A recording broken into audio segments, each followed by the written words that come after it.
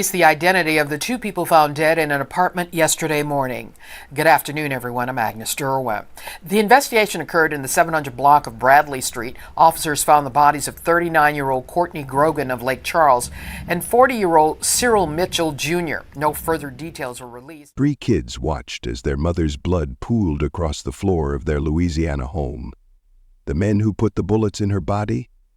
Their own fathers. August 19, 2024, Lake Charles, Louisiana, 7:11 a.m. A 911 call brings police to a duplex on Bradley Street. Inside they find 2 bodies riddled with bullets. Courtney Grogan, 39, and her boyfriend Cyrille Mitchell Jr., 40, dead on the floor of their home. But they weren't alone when it happened. 3 children stood witness to the slaughter, and in a twist that defies belief, 2 of those kids were watching their own fathers murder their mother. What drives 2 men, who once loved the same woman enough to have children with her, to join forces and execute her? What kind of rage makes former rivals become partners in murder? The Lake Charles Police Department arrived at the 700 block of Bradley Street that morning expecting a routine call. Instead, they walked into a blood-soaked crime scene that would shake even veteran detectives.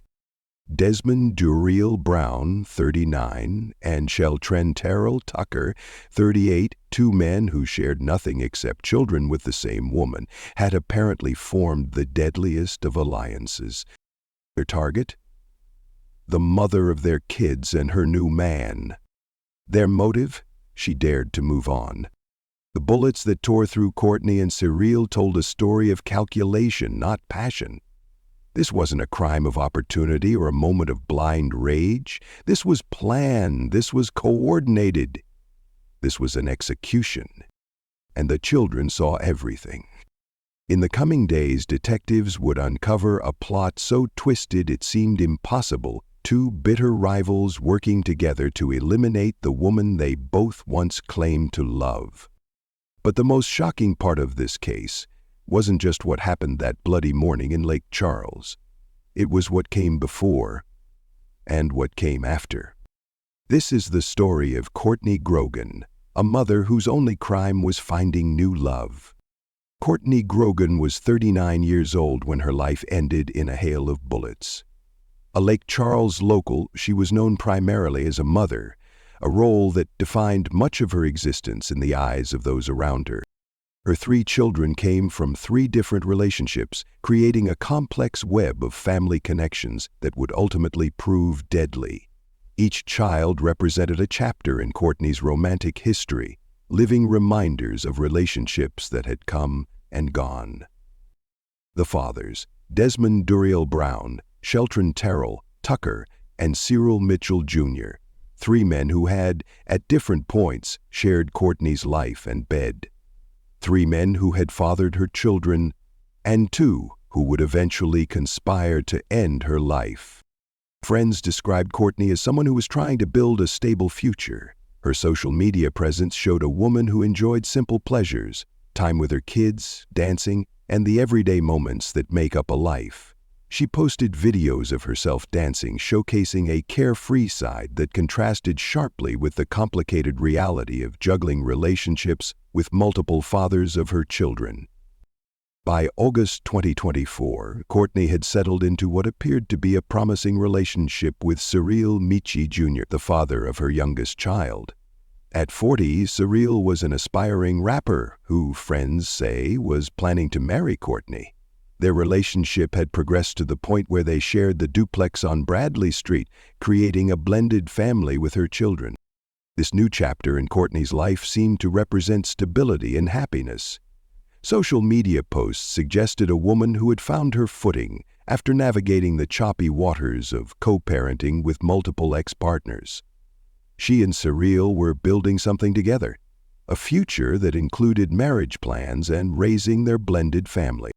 But beneath this veneer of domestic harmony lurked dangerous currents of jealousy and possession. While Courtney had moved on with her life, 2 of her former partners, Brown and Tucker, apparently couldn't accept her new reality. The dynamics of co-parenting with 3 different men created inevitable friction.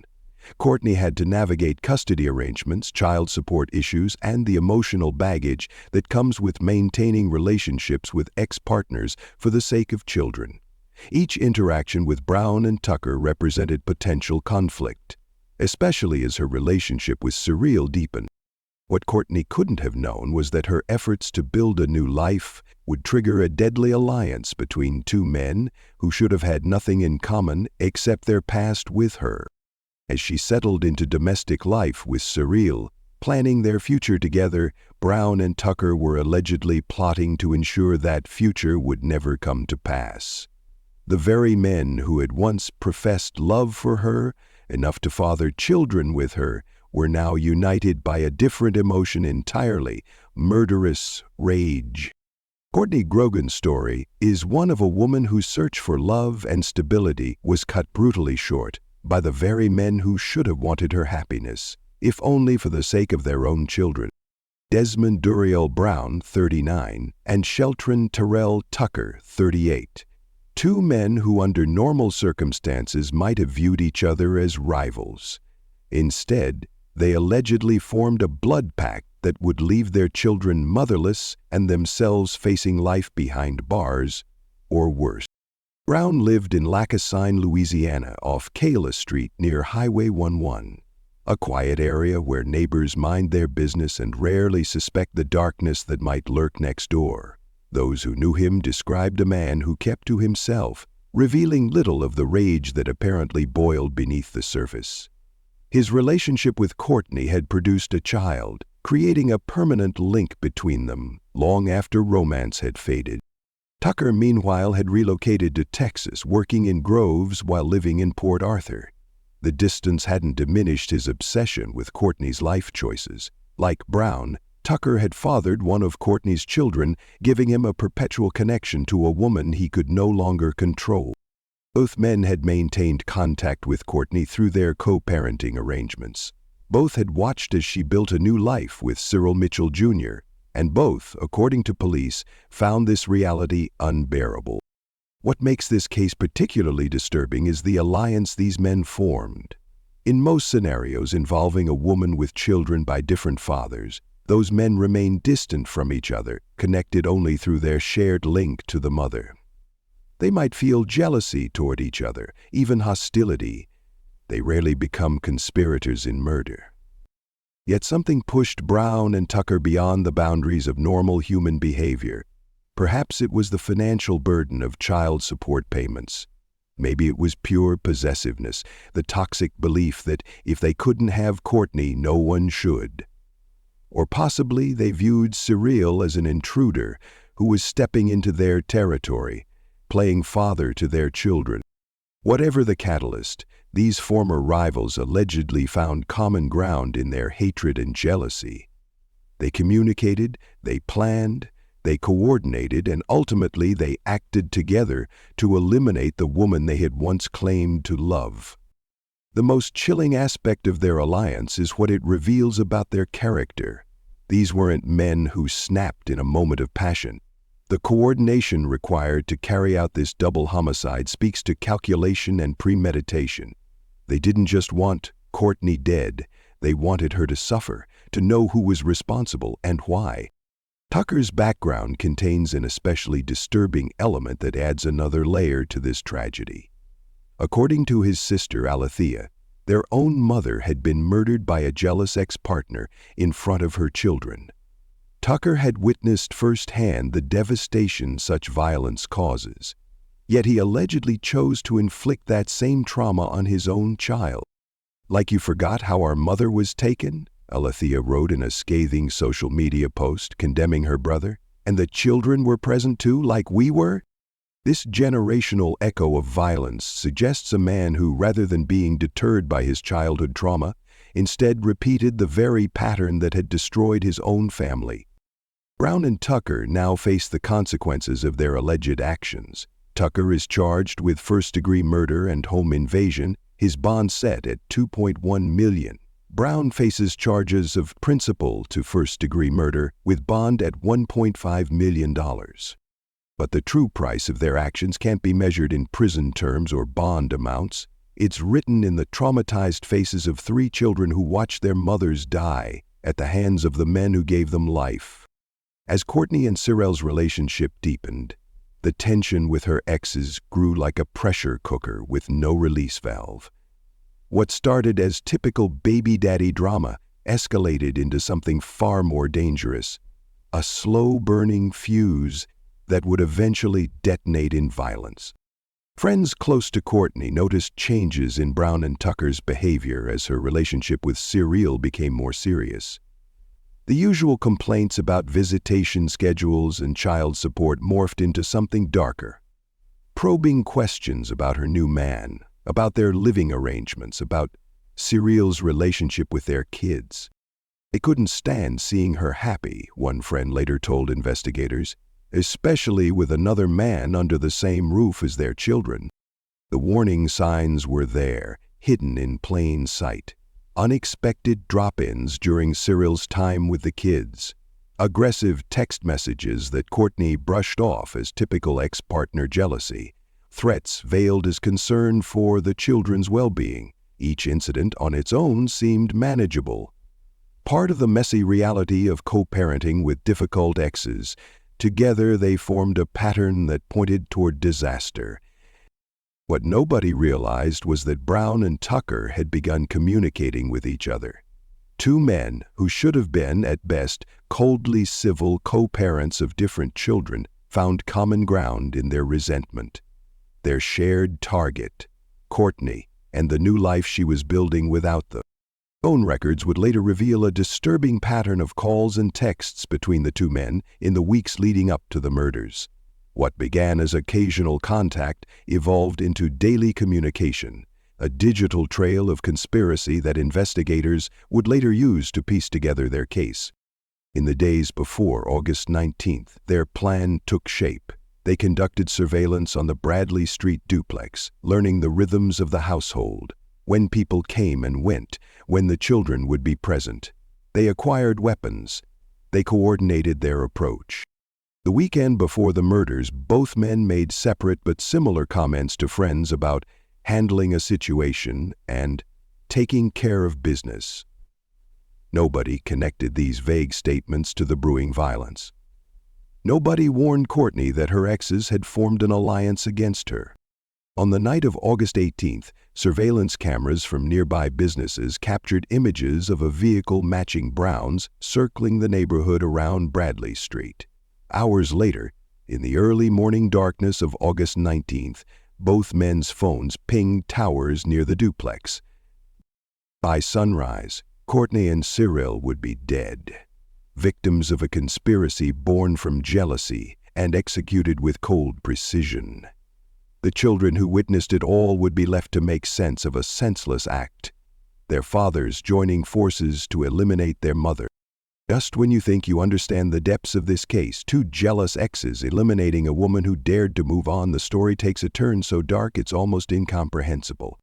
Sheltren Tucker wasn't just any killer. He was a child who had witnessed his own mother's murder at the hands of a jealous ex-partner. A boy who had stood frozen in terror as violence shattered his family. A victim who grew up to become the very monster that had destroyed his childhood. This bombshell dropped days after the arrests when Tucker's sister Alethea took to social media with a raw, rage-filled post that exposed their family's buried trauma. "Work you Sheltren Terrell Tucker for killing your child's mother and her boyfriend," she wrote. "Like you forgot how our mother was taken and the children were present too, like we were? Yeah, family or not, I will never condone certain things. You and that other piece of shtick that helped you can rot. I would help the state administer the needle to both of your asses. Just disgusting, Terrell Tucker." Her words peeled back layers of family history that transformed the case from merely tragic to profoundly disturbing. Tucker, who had witnessed firsthand the devastation of domestic violence as a child, had allegedly recreated that same nightmare for his own child. The cycle of violence hadn't just continued. It had been deliberately repeated, detail for detail. The parallels are haunting. Tucker's mother, murdered by a jealous ex. Courtney, murdered by jealous exes. Tucker as a child forced to witness his mother's death, Tucker's child forced to witness their mother's death. It's as if Tucker had been reading from a script written in his own blood-soaked childhood. Psychologists call this the intergenerational transmission of trauma, the tendency for patterns of violence to repeat across generations. But this wasn't some unconscious repetition.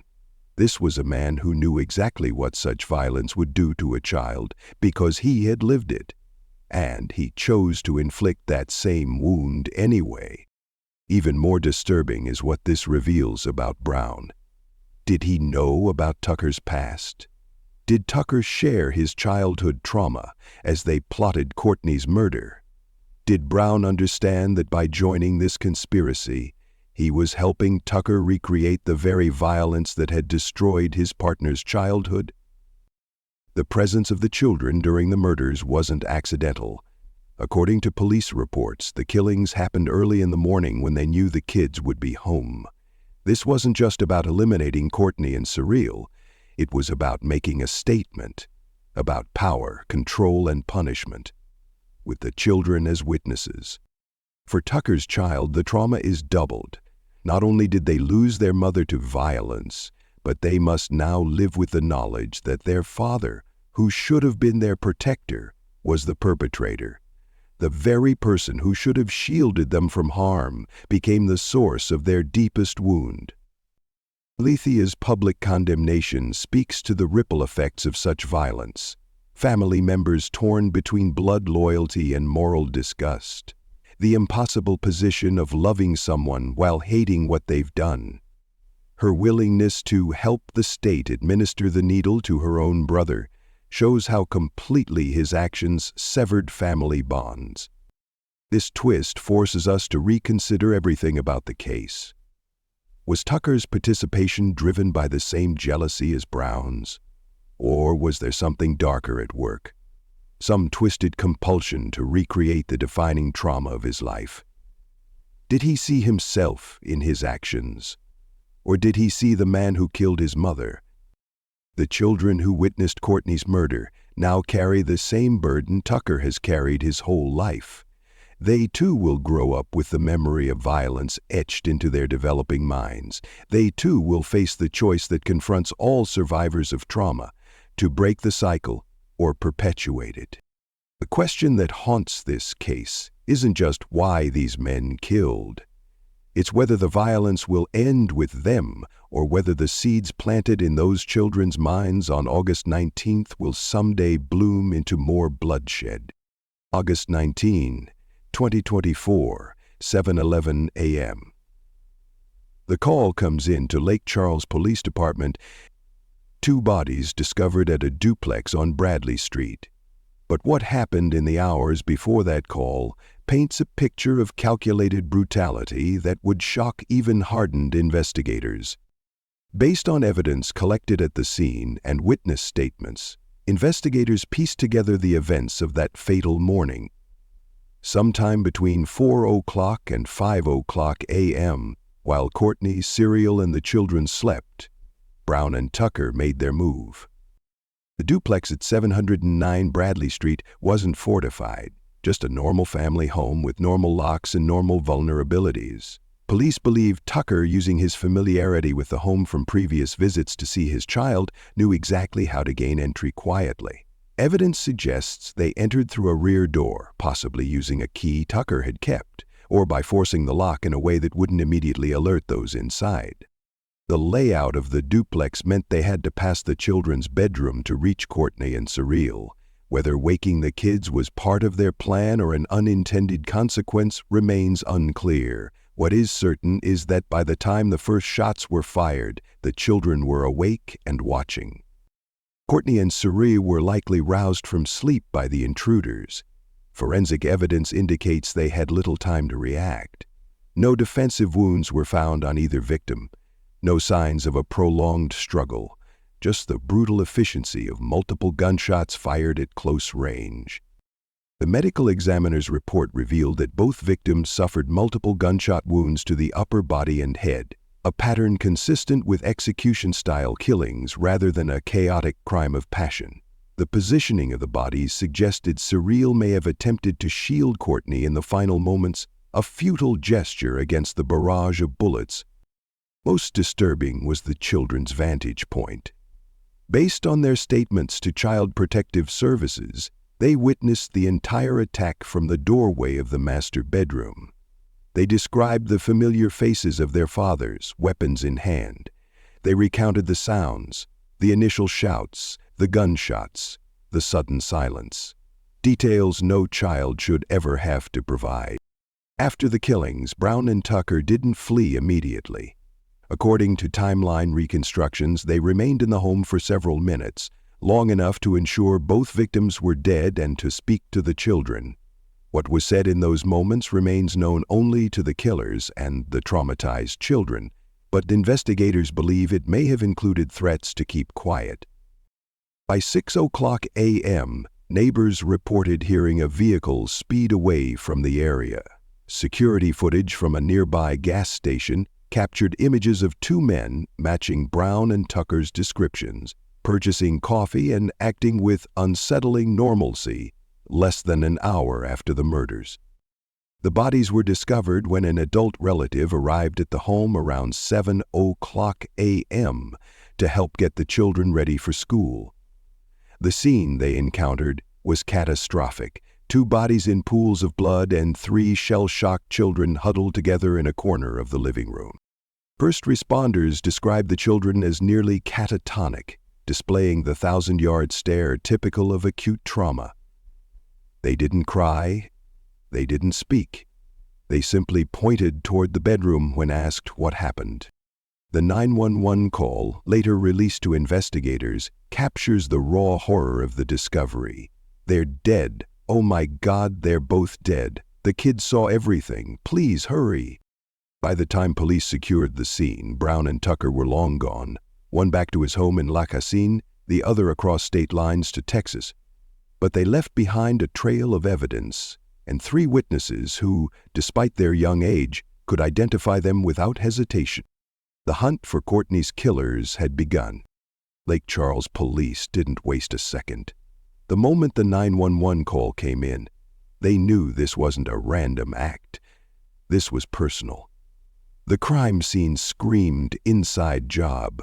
No forced entry, no valuables taken, and the only people dead were Courtney and Cyrille.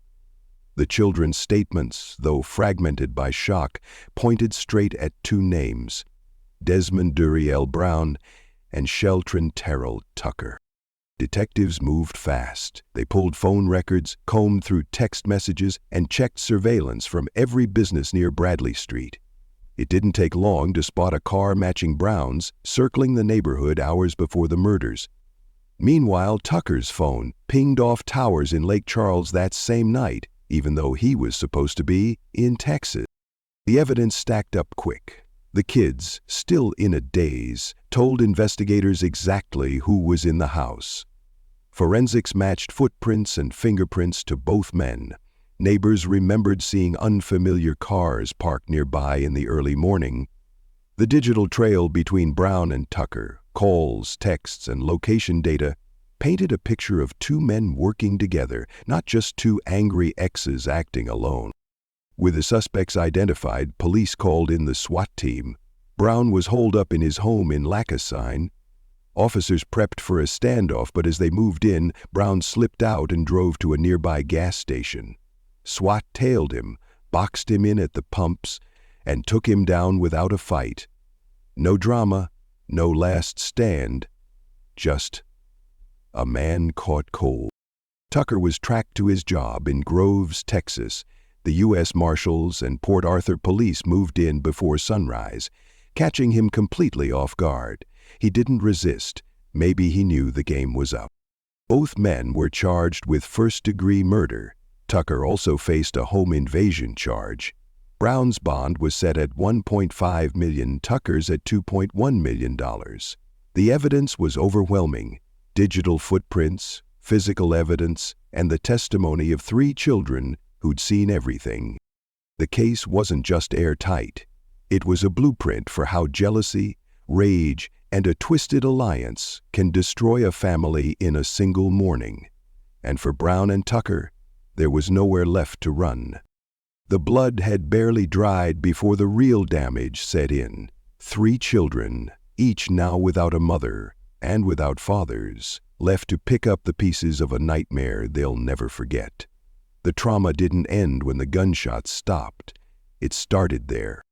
In the days that followed, the kids were placed with relatives, but nothing about their lives would ever be normal again.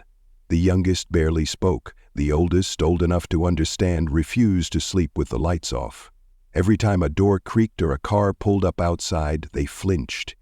The house on Bradley Street, once filled with noise and chaos, was now a crime scene and a memory nobody wanted to revisit. The community of Lake Charles was stunned. News of the double murders spread fast. Everyone had an opinion, but nobody had answers. Candlelight vigils popped up on corners, neighbors left stuffed animals and flowers on the porch, and social media exploded with grief and outrage. People who'd never met Courtney or Cyrille felt the loss like a punch to the gut. How could 2 fathers do this to their own kids? How could anyone? The children's future became a question mark. With both Brown and Tucker behind bars, custody battles and court hearings loomed. Relatives stepped up, but the scars ran deep. The state offered counseling, but no amount of therapy could erase what those kids saw. They'd carry that morning with them for the rest of their lives. Meanwhile, the legal machine ground forward. Brown and Tucker sat in jail, each facing first-degree murder charges. Prosecutors promised to throw the book at them. The evidence was stacked high. Witnesses, phone records, forensics. The DA made it clear there would be no deals, no mercy. The community wanted justice, and the system was ready to deliver. But justice in this case felt hollow. No verdict could bring Courtney or Cyrille back. No sentence could undo what those children endured. The real aftermath wasn't in the courtroom.